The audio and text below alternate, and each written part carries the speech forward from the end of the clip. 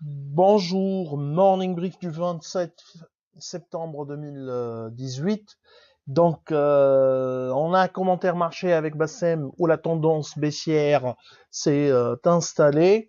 On aura également un commentaire sur SAH, mais également sur Assad et le deal avec Mombat. Donc, je cède la parole à Bassem pour commenter le marché. Merci. Aïs, bonjour tout le monde. Le marché assez peu animé, encore une fois, 3,5 millions de dinars de volume, dont 800 000 dinars sur ICF, 372 000 dinars sur SH. On va revenir sur SH côté écart. La meilleure hausse était Tunisair, plus 5,35%. Il y a également SH, plus 4,35%. Côté baisse, encore une fois, la CIFAT, donc après avoir progressé durant 2 semaines, cette semaine est purement dans le rouge pour la CIFAT. Il y a également Sally, moins 4,46%. Donc réellement très très peu de mouvements dans un marché où le Tune Index perd chaque jour ce qu'il a gagné la séance d'avant. Nous sommes à moins 7,09% sur ce mois, plus 24,51% depuis le début de l'année. La CAPI passe sous la barre des 26 milliards, donc nous sommes sur une perte qui dépasse les 1,8 milliards de dinars sur le seul mois de septembre en termes de CAPI. En ce qui concerne les étrangers, la vente continue sur les SFBT pour la troisième séance de suite. Hier, c'était 5457 titres, également sur la BT, mais avec une faible quantité, 591 titres. Hier, également, c'était des ventes sur SH 8300 titres et sur Sotrapil 3000 titres. Aucune action n'a été achetée par des étrangers lors de la séance d'hier. C'est ce qu'on a pour aujourd'hui. Je passe directement la parole à Rada.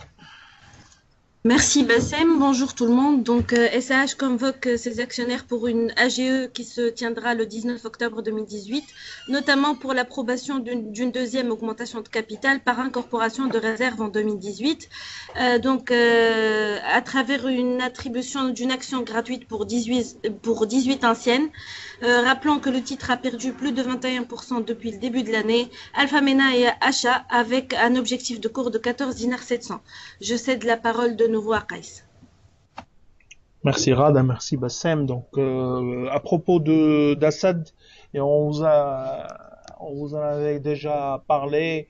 On vous en a déjà parlé en ce qui concerne la rumeur ou l'information qui indiquait que le deal entre Assad et Mombat n'a pas abouti réellement, que les négociations n'ont pas abouti. C'était dans l'air. Hier, il a été confié l'information liée à la rupture des négociations ou au non-aboutissement des négociations a été publiée par Assad. C'est une mauvaise nouvelle pour Assad, pas uniquement d'un point de vue marché, parce qu'il y aura de la pression un peu sur le titre, même si ces dernières semaines, le titre a perdu, un peu à l'image de l'ensemble des valeurs, des actions tunisiennes et du Tunindex. Mais nous, on pense que c'est un point de vue également fondamental.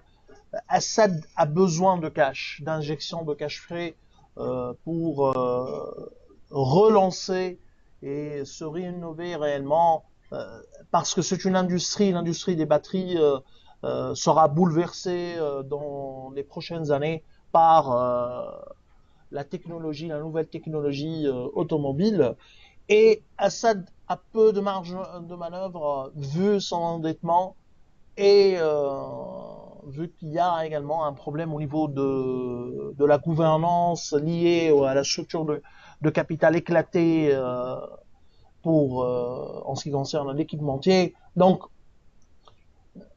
c'est vrai, il y aura de la pression sur le titre, du moins sur le court terme, mais nous on est vraiment sceptiques euh, sur le moyen et long terme d'un point de vue, disons, industriel. On a quelques réserves par rapport à la capacité d'Assad de résister, du moins avec la structure actuelle et avec la capacité actuelle de résister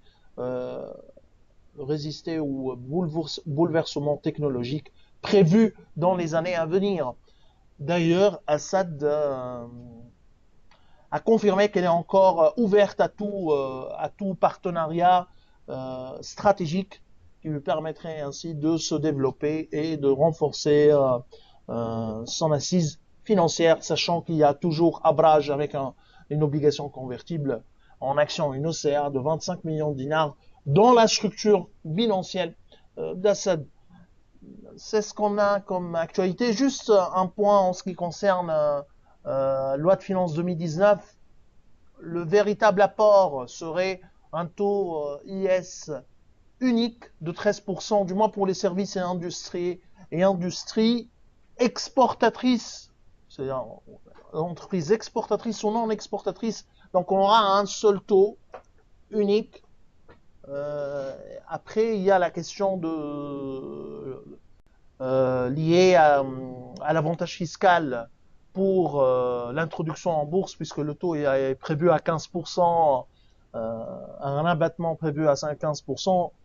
On n'a pas de détails, ça ce sont des articles de presse. D'ailleurs, certains disent que le début d'application de ce taux est prévu pour l'année 2021. Donc on ne sait pas réellement la date d'application et on n'a pas encore assez de détails pour donner notre avis sur cette nouvelle mesure, sachant qu'un taux unique a été demandé entre guillemets par l'Union européenne en ce qui concerne le blacklist de paradis fiscaux. En tant que paradis fiscal tunisien, veut l'avantage accordé aux sociétés totalement exportatrices et aux sociétés offshore. Donc on verra ce que l'apport de la loi de finances 2019, sachant que contrairement à ce qui a été également annoncé d'après le journal arabe Al-Maghreb, le budget et le système de subvention et de compensation ne sera pas touché en 2019. Ça c'était attendu, contrairement à ce que le Premier ministre, le chef du gouvernement avait raconté. C'est une année d'élection 2019, donc toucher le système de compensation et le budget de subvention serait une décision critique et délicate pour les hommes politiques qui envisagent de se présenter aux élections 2019. C'est ce qu'on a pour ce matin. Donc je vous souhaite une bonne journée. Au revoir, à demain.